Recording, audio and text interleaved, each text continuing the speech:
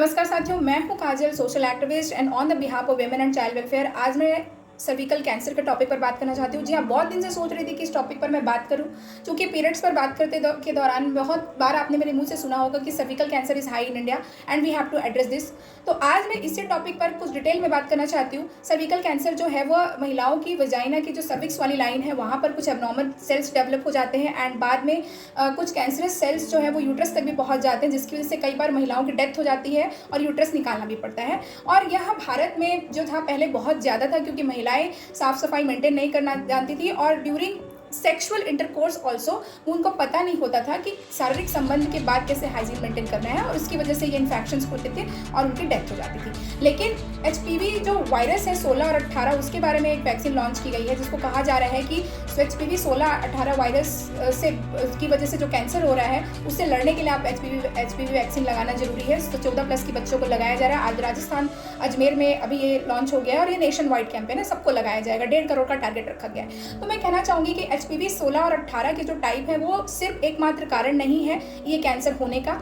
200 से भी अधिक एचपीवी वायरस है और आप इस चीज़ की कोई गारंटी नहीं है कि 16 और 18 से लड़ेंगे तो बाकी के वायरस से भी वो लड़ पाएगा। नहीं, इसकी कोई गारंटी नहीं है। जिस तरीके से कोविड वैक्सीन की कोई गारंटी नहीं थी, वैसे ही इस वैक्सीन की भी कोई गारंटी नहीं है। प्लस इसके साइड इफेक्ट्स बहुत ज़्यादा हैं। जैसे मैं पिछला एक रिपोर्ट आपको बताना चाहूँगी। अहमदाबाद में इसका ट्रायल हुआ था, ब्लाइंड ट्रायल हुआ था। 26,000 बच्चों पे ट्राई किया गया था, सिर्फ ये कहकर कि ऑब्जर्वेशन स्टडी कर रहे हैं, एंड उनमें से करीब 7 बच्चों की डेथ हो गई थी।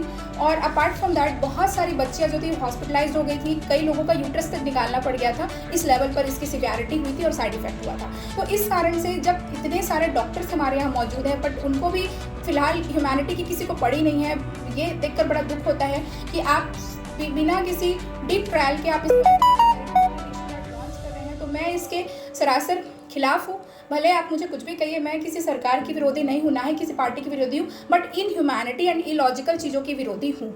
एंड ये जो वैक्सीन है यह पूरी तरीके से गारंटीड नहीं है कि आपको कैंसर से बचाएगा, क्योंकि कैंसर जो होता है वो इस वजह से होता है, जो सर्विकल कैंसर है वो सेक्सुअल इंटरकोर्स की वजह से होता है, मल्टीपल पार्टनर से सेक्सुअल इंटरकोर्स की वजह से, प्लस अगर आप किसी तरीके से हाइजीन प्रैक्टिसेस को इस्तेमाल नहीं करते उसकी वजह से होता है। अभी जो सैनिटरी नैपकिन्स या पीएच थैलेट और डाइऑक्सिन जैसी केमिकल्स हैं उसकी वजह से भी कैंसर हो रहा है। तो बजाय इस वैक्सीन को लगाने के उसके अदर कॉज पर भी लोगों की काउंसलिंग की जाए। हमेशा ज़रूरी नहीं होता कि हर चीज़ों के लिए आप बराबर इंजेक्शन लगा दें किसी भी तरीके से अंधाधुन और उस चीज़ को आप क्योर कर सकें, बल्कि जो इसके बेसिक कॉजेस है उस पर वर्क करना जरूरी है, मेंटल काउंसलिंग करनी जरूरी है। 14+ जो बच्चियां होती हैं वो तुरंत शादी नहीं करेंगी। उनको अगर कैंसर की समस्या है तो 15-20 साल के बाद ही होगा, लेकिन उससे पहले ही अगर आप इस वैक्सीन को दे देते हैं तो हो सकता है कि उनकी स्थिति और ख़राब हो जाए, और जो उनको कैंसर नहीं भी होने वाला होगा तो भी उनको दूसरी समस्याएं हो सकती है। क्योंकि जो भी कोई भी वैक्सीन होता है वो जैसे कहते हैं ना, लोहे को लोहा काटता है, वैसे ही जो वैक्सीन बनती है वो किसी वायरस को काटने के लिए किसी वायरस से ही बनती है। तो इस कारण से आप इस वैक्सीन को ना लगाएं, मेरी तो मानिए, और लगाते हैं तो स्कूल्स कॉलेजेस में तो बिल्कुल भी नहीं, हॉस्पिटल में जाके प्रॉपर किसी तरीके से अगर आपको लग रहा है, अगर मेरी बात नहीं सुननी है तो उस स्थिति में लगवा सकते हैं। बट हाँ, ये वॉलंटरी है, किसी को फोर्स नहीं है। And you have fundamental rights, article 21 right to life. तो आप अपना इस फंडामेंटल राइट का प्रयोग करिए और अमल करिए। Thank you.